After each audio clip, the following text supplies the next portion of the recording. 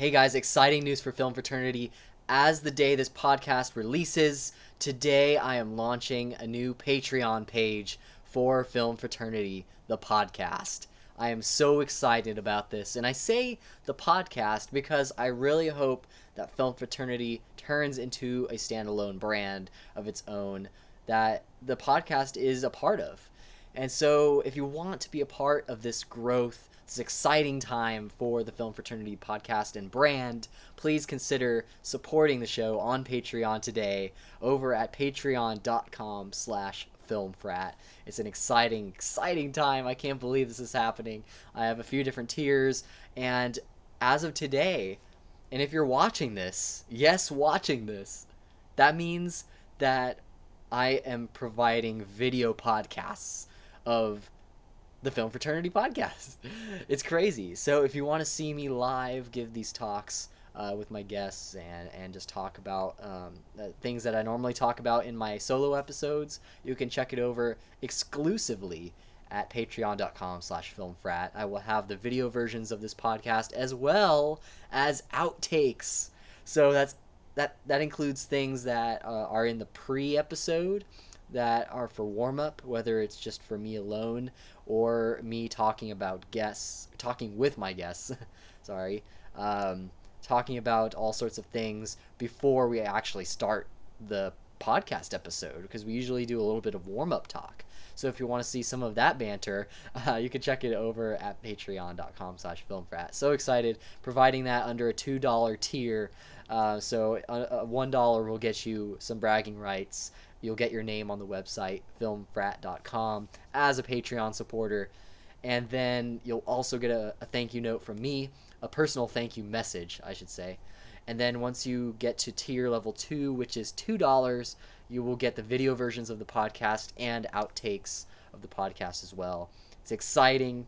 It's adding a bit more work on my end, but that's why I hope you'll consider supporting it so that we can keep the podcast going and growing. We're over 18 episodes today and counting. So thank you again for being a part of the audience of Film Fraternity. And now, before we continue to today's topic, let's roll the visual Film Frat intro. If you're listening to this, then sorry you can't see the cool little animation. But here we go. Let's go. This is the Film Fraternity Podcast, a show that's all about filmmaking in college, so you can turn your student projects into powerful portfolios. And now, here's the host of Film Frat House, Zach Sabo.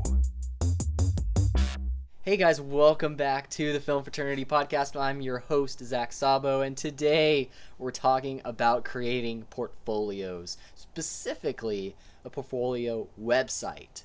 And I can attest to this because I had to do it for my personal website. I didn't have to do it, okay? Had to do it for a class, but not to create a website. We had to create a portfolium account. That was required of one of my classes.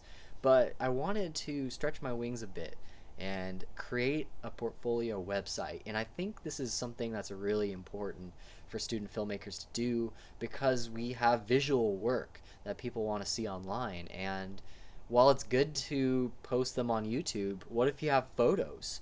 I suppose there are sites like Flickr where you can upload your images, but I feel like having your own portfolio website is something that is unique to you. You can customize it however you want. You can create a blog under it as well as house all of your work. So I think there's a lot of flexibility that comes with the website.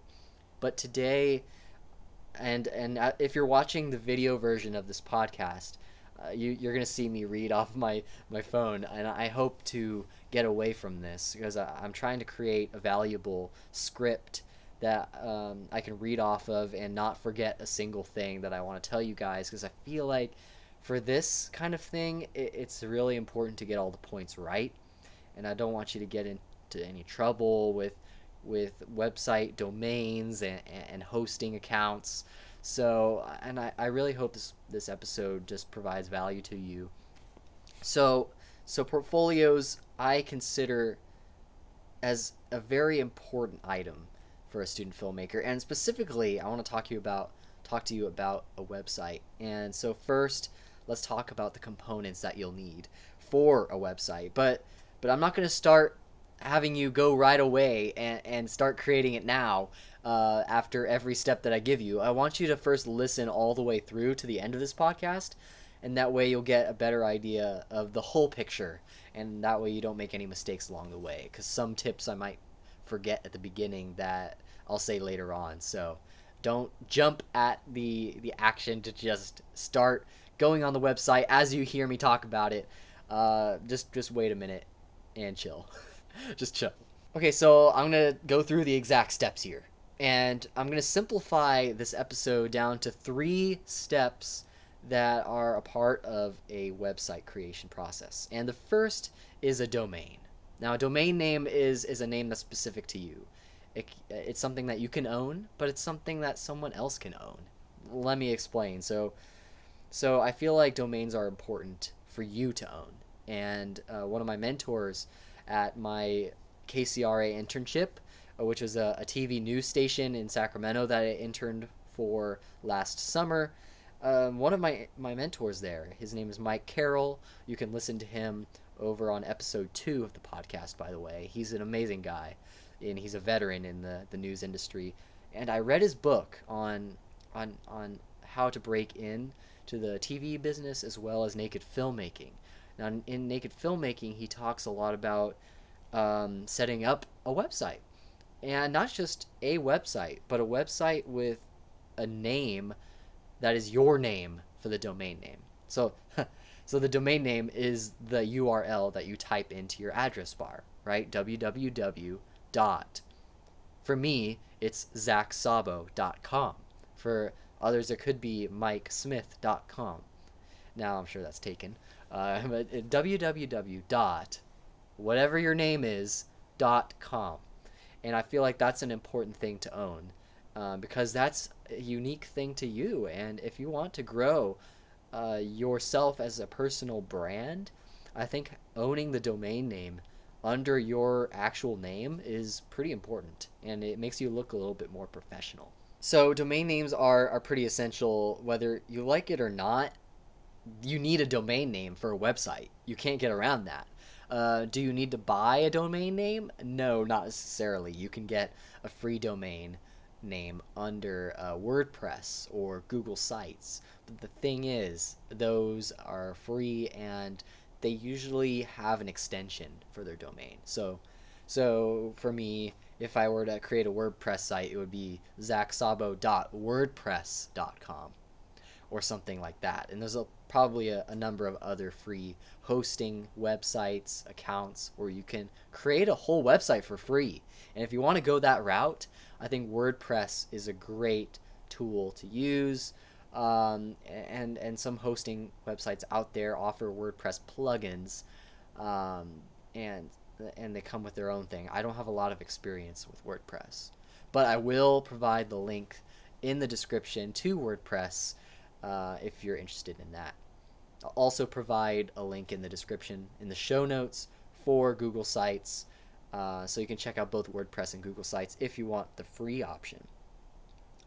But for me, if you want to own your own domain, which is what I wanted, I think you're going to have to buy the domain, period. And for me, my domain name cost around $15 to $20 a year and to maintain it. And the advantage, again, is that your name as a domain name is more professional, and it comes across like you are serious about your work and you want to be serious as a filmmaker. So it's a great thing to have. It's important. It's probably essential these days to have a website for a business of any kind, whether you're a brick and mortar store or selling a product online. So that's why I also created a website, not just for zachsabo.com. I also created a site for filmfrat.com. And where exactly did I create these websites? What platform did I use? Well, we're going to talk about that in a bit. So there are these things called hosting accounts and hosting servers. So when we're talking about web hosting, this is point number 2, is web hosting. You can create a website through your hosting provider, your web host. I'm going to call it web host from now on. You're going to need a web host because these are where the files on your website are stored. This is on a server somewhere else, but on a web host's server. And there's a bunch of companies out there that do web hosting. So the great thing about web hosting is that a lot of these companies provide you free domains for 1 year. So you can register your domain through the actual web host. And there are ways where you can actually have a web host just be the hosting server and then have a different company where you buy your domain name. But the great thing is that through certain companies, you can both buy your domain and buy web hosting space on the same website. The same company can do that for you. And so, first of all, if you don't want to do them together, if you want to first buy your domain name on a separate site, I recommend two different ones. There's Namecheap and there's GoDaddy. GoDaddy's pretty popular, but if you want to save a little bit more money, I think Namecheap is just as good. Check them out. Links are in the show notes. As I said, once you have your domain, your website is not finished. You're going to have a web host. You're going to have to build that website, which is step 3, by the way. Jumping ahead of myself here. But you're going to have to build the website and house the files for that website onto a web host server. And so one thing I'm going to talk about today is the site that I use to host my website and buy and renew my domain. And before I get into that, the great thing is that WordPress also has web hosting. So everything is built in WordPress and in Google Sites. They allow you to have a domain that is not unique to you, yes, but it's free. They also have web hosting options, and they have a website builder in there, it can be a drag and drop system. It can have an HTML editor, but nowadays most things are drag and drop, which are awesome. You might have seen ads on YouTube for like Squarespace or for Weebly or what's the other one out there? I'll think of it later. But yeah, Squarespace is a big one. And so the thing about WordPress and Google Sites, just as a disclaimer, is that there are some downsides.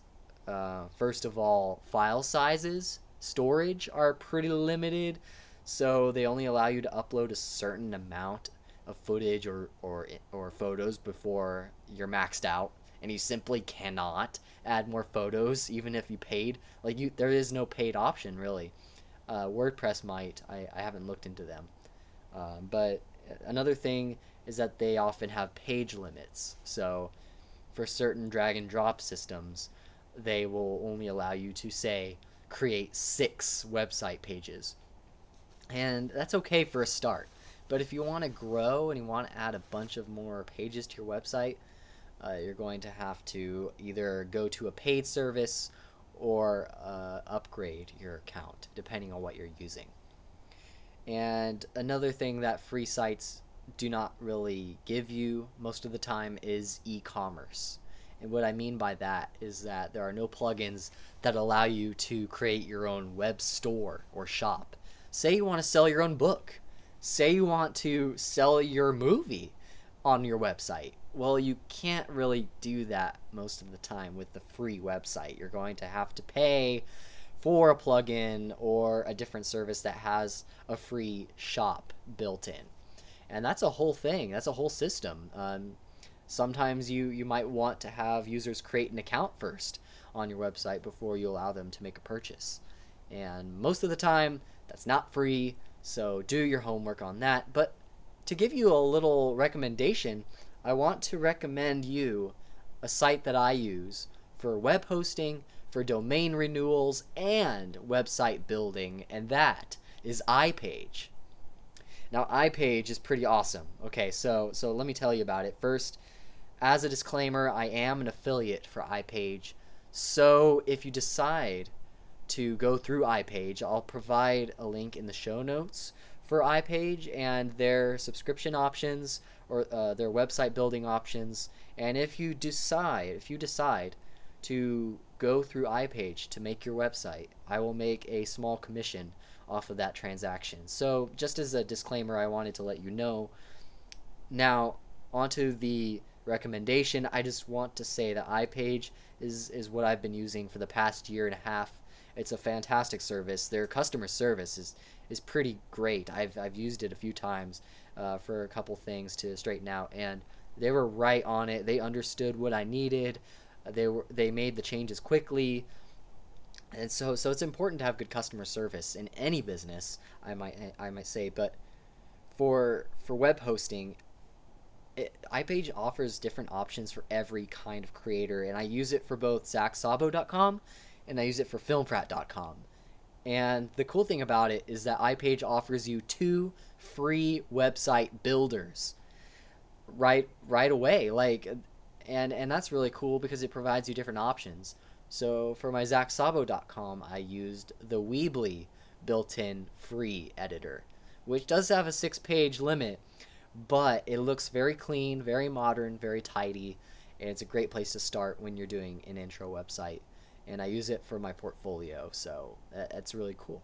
And for filmfrat.com, I use iPage's unique website builder, and it's drag and drop just like Weebly, except it's a bit more versatile. I find it very flexible, so you can add not just a few more different content on there. You can also add social buttons very easily. You can embed videos very easily, and you can just create different looks. Like, there are a bunch more themes available under iPage's website builder than Weebly. Of course, you can upgrade your Weebly to something more sophisticated, but then you're gonna have to pay a little bit extra. So for starters, iPage website builder is fantastic for introductory beginners. And so I want to first say that iPage allows you to buy your web host, and they will give you a free domain name for a year. So that's pretty awesome. I registered my domain name, ZachSabo.com, about a year and a half ago, and it's great. I got a year for free, and I still use it to this day. I haven't switched at all. I didn't feel the need to, honestly. And lastly, they have some of the lowest introductory rates on the market today. If you go to some other web hosting sites, they will jack up the price quite a bit. Even Squarespace, in my opinion, is a bit pricey. Yes, they have modern, clean websites, but I feel like iPage, it has a lot of rival options that are just as good. So please check them out if you want. You can purchase your website through them, and that's a great place to start. But don't do that just yet. So listen to my third point, final point, which is building and publishing your website. So once you choose your web host, you'll want to choose what you want to use to build your website. You have to actually create the content that's going on that website, right? That's what I was just talking about. And this is the fun part. This is the part where a lot of people like to spend a lot of time. And it can be a good time waster. Honestly, I've spent so much time tweaking my website. So be wary about the time it takes, because it is a little commitment, but it is fun, in my opinion, because of the ease of the drag and drop systems that are out there. And so again, WordPress and Google sites are good options if you want to go completely free. But if you want to go a little more professional, you're going to have a web host. But like I said with iPage, a good amount of them have free website builders. So some tips when building your website. Let's start with 1, make your website clean and modern, easy to read, so that people can easily find your content, and they'll enjoy the experience of going through your website, because some people don't like slow websites. They don't like outdated websites. So choose a theme that's modern and slick. And WordPress has plugins. Even on iPage, you can implement a WordPress plugin, which offers so many themes that you can use for free or for purchase. So So choose an appropriate theme is my number 2 there. Choose an appropriate theme and color scheme that fits your brand or portfolio. And so what I mean by that is choose a set of colors for your theme that makes sense to what message you're trying to give to your audience.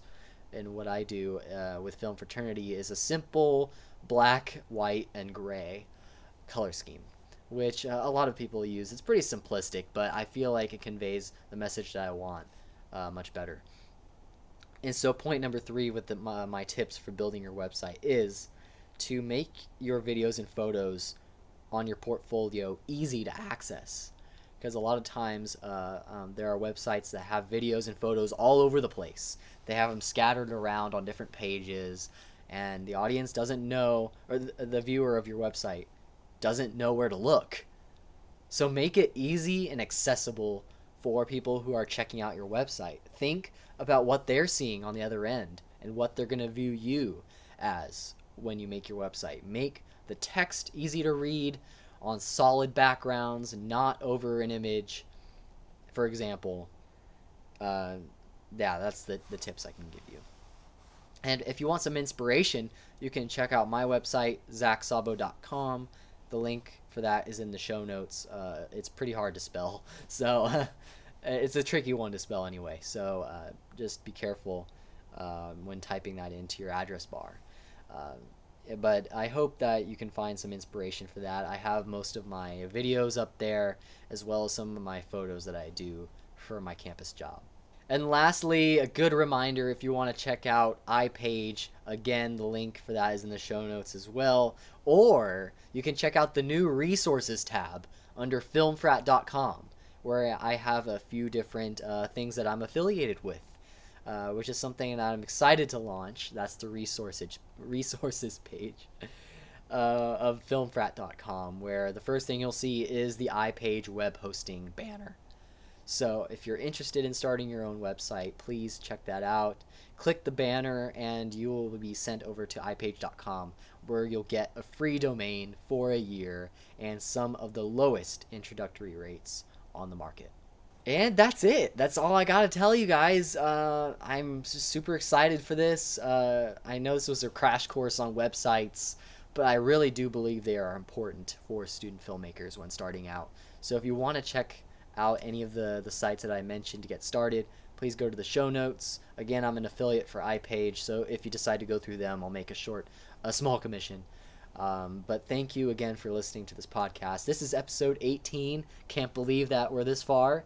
I say that every time now, I realize, but there's a lot of great things happening, and I'm just so excited to grow the Film Fraternity brand. I can say that now that I am super passionate about this being a brand, not just a podcast.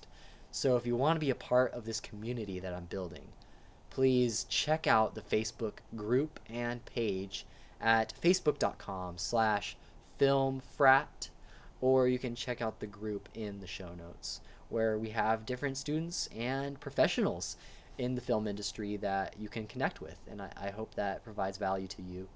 And I hope this whole episode provided value to you. Honestly, that's why I'm doing this, because I love it, because it's fun, and I like editing. I like being a part of this whole shebang. So if you don't like listening to me, just turn me off and go to a different podcast. No, I'm just kidding.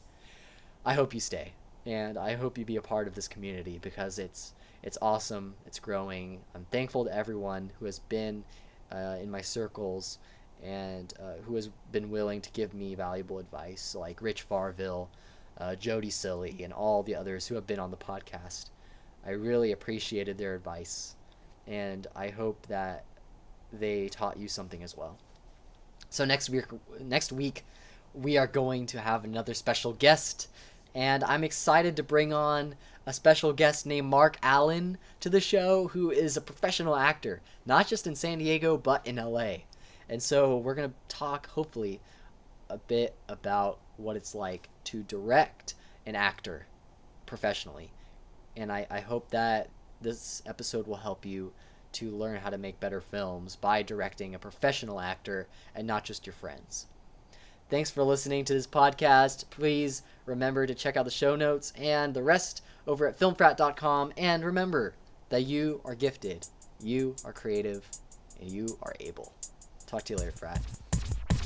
That's all from this episode of the Film Fraternity Podcast. For more filmmaking tips and tricks you can use on your next project, visit www.filmfrat.com. That's FILMFRAT.com.